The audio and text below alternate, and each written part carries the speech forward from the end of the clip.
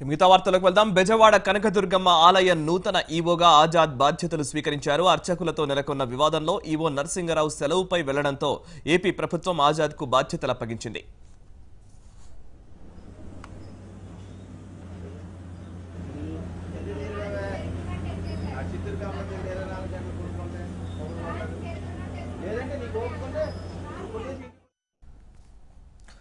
ఇంద్రకీలాద్రి ఆలయానికి వచ్చిన ఆజాద్ కనకదుర్గమ్మ అమ్మవారిని మల్లేశ్వర స్వామిని దర్శించుకున్న తర్వాత ఈవోగా బాధ్యతలు తీసుకున్నారు. ఉద్యోగులను అర్చకులను కలుపుకొని ముందుకు వెళతానని చెప్పారు. ఇంద్రకీలాద్రిపై ప్రస్తుతం నెలకొన్న వివాదం ఇక ముగిసినట్లేనని స్పష్టం చేశారు. రాబోయే కృష్ణా పుష్కరాల కోసం ఎలాంటి ఇబ్బందులు లేకుండా ఏర్పాట్లు చేస్తామన్నారు.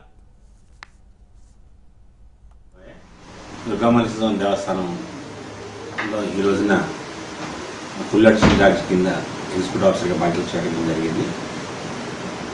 ఈ చిన్న డిస్టర్బెన్స్ అనేది ఏంటంటే ప్రతి ఆర్గనైజేషన్ కూడా ఉంటాయి. ఇక్కడున్న ఎంప్లాయీస్ అందరూ కూడా చాలా క్రమశిక్షణ కలిగిన వాళ్ళు, అందరూ బాగా పనిచేసేవాళ్ళు. కాకపోతే అప్పుడప్పుడు చేసే మనస్పర్ధలు అనేది సాధ్యం కాబట్టి వాళ్ళది కొద్దిగా ఆవేశాలు లోనైనట్టుగా తెలుస్తుంది. దాన్ని పరిష్కరించే దిశగానే మరి గవర్నమెంట్ కూడా యాక్షన్ తీసుకుంటుంది.